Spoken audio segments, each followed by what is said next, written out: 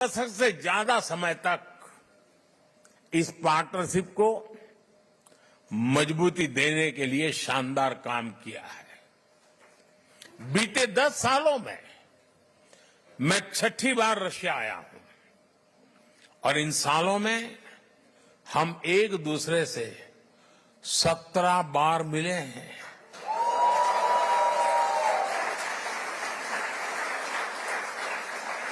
ये सारी meeting trust और रिस्पेक्ट को बढ़ाने वाली रही है। जब हमारे स्टूडेंट्स संघर्ष के बीच फंसे थे तो प्रेसिडेंट पुतिन ने उन्हें वापस भारत पहुंचाने में हमारी मदद की थी। मैं रूस के लोगों का, मेरे मित्र प्रेसिडेंट पुतिन का इसके लिए भी फिर से आभार व्यक्त करता हूं। साथियों, आज बड़ी संख्या में हमारे नौजवान रशिया में पढ़ाई के लिए आते हैं। मुझे बताया गया है कि यहां अलग अलग राज्यों की एसोसिएशन भी है। इससे हर राज्यों के त्योहारों, खान पान, भाषा, बोली, गीत, संगीत की विविधता भी यहां बनी रहती है। आप यहां होली, दिवाली से लेकर हर त्योहार धूमधाम से मनाते हैं। भारत के स्वतंत्रता दिवस को भी यहां उत्साह और उमंग से मनाया जाता है और मैं आशा करूंगा इस बार 15 अगस्त तो और शानदार होनी चाहिए।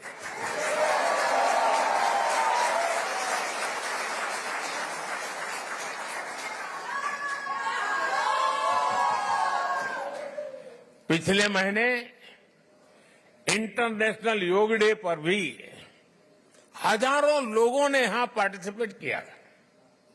मुझे एक और बात देखकर और भी अच्छा लगता है, यहां जो हमारे रशियन दोस्त हैं वो भी इन त्योहारों को मनाने के लिए उतने ही जोश से आपके साथ शामिल होते हैं।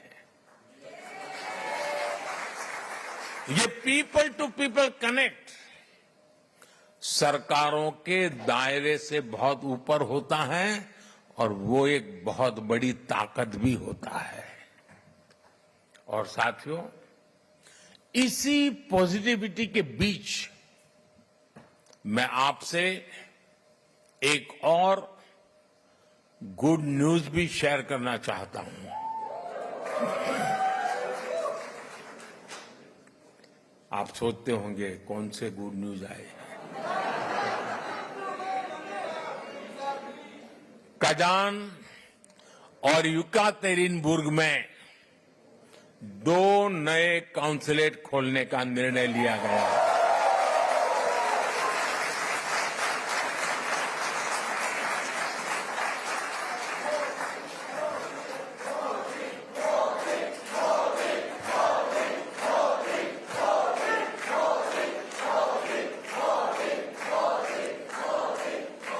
इससे आना जाना और व्यापार कारोबार और आसान होगा।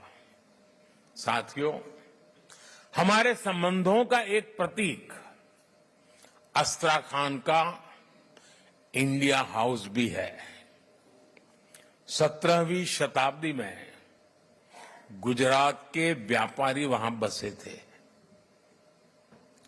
जब मैं गुजरात का नया नया मुख्यमंत्री बना था तब मैं वहां गया था। 2 साल पहले नॉर्थ साउथ ट्रांसपोर्ट कॉरिडोर से पहला कॉमर्शियल कंसाइनमेंट भी यहां पहुंचा। ये कॉरिडोर मुंबई और अस्त्राखान की पोर्ट सिटी को आपस में जोड़ता है। अब हम Chennai, Vladivostok eastern maritime corridor पर भी काम कर रहे हैं। हम दोनों देश Ganga Volga dialogue of civilisation से एक दूसरे को रीडिस्कवर कर रहे हैं। फ्रेंड्स, 2015 में जब मैं यहां आया था तब मैंने कहा था कि 21वीं सदी भारत की होगी।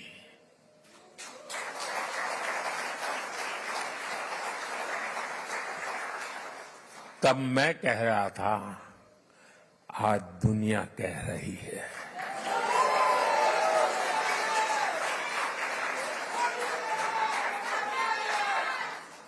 दुनिया के सभी एक्सपर्ट्स, उनके बीच में इस विषय में अब कोई विवाद नहीं रहा है।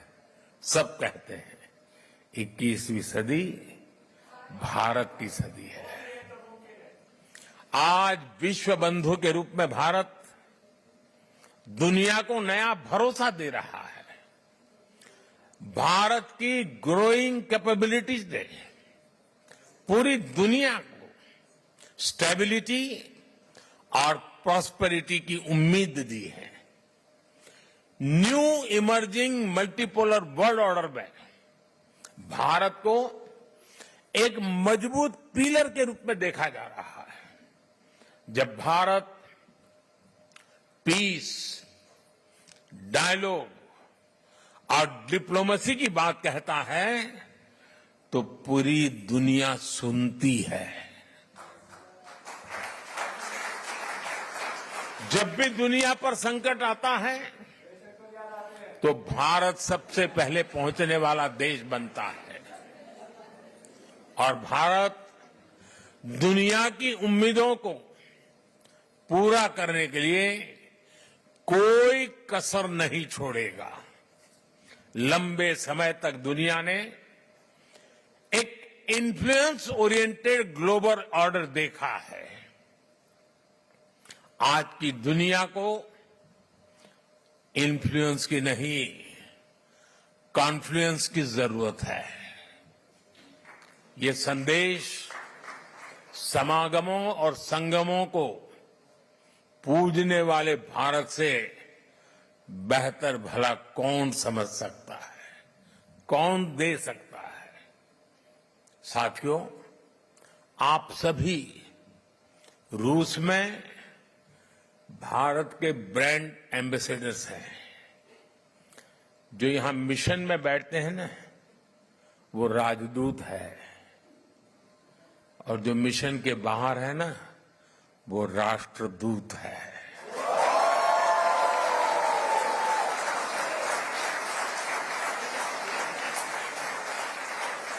आप ऐसे ही रूस और भारत के रिश्तों को मजबूत बनाते रहें। साथियों, 60 साल के बाद हिंदुस्तान में कोई सरकार तीसरी बार चुनी जाए, ये अपने आप में बहुत बड़ी बात है।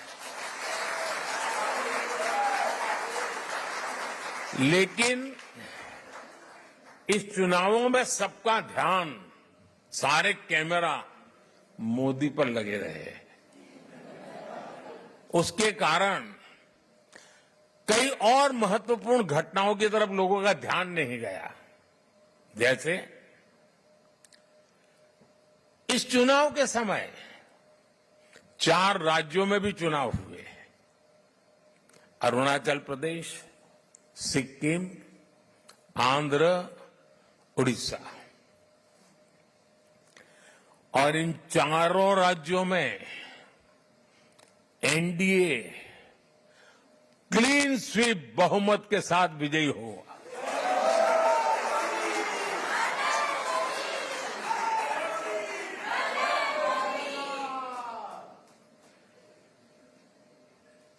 और अभी तो महाप्रभु जगन्नाथ जी की यात्रा चल रही है। जय जगन्नाथ। उड़ीसा ने तो बहुत बड़ा रिवॉल्यूशन किया है, और इसलिए मैं भी आज आपके बीच में उड़िया स्कार्फ पहन के आया हूं।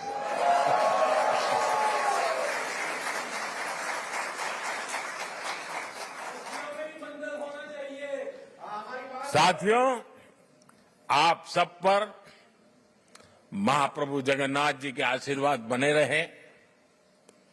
आप स्वस्थ रहें, आप समृद्ध रहे, इसी कामना के साथ मैं आप सबका बहुत बहुत धन्यवाद करता हूं।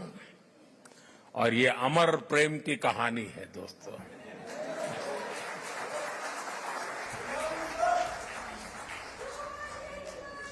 ये दिनों दिन बढ़ती रहेगी, सपनों को संकल्प में बदलती रहेगी और हमारे कठोर परिश्रम से हर संकल्प सिद्धि को पार करके रहेगा। इसी विश्वास के साथ मैं फिर एक बार आपका हृदय से बहुत बहुत आभार व्यक्त करता हूं।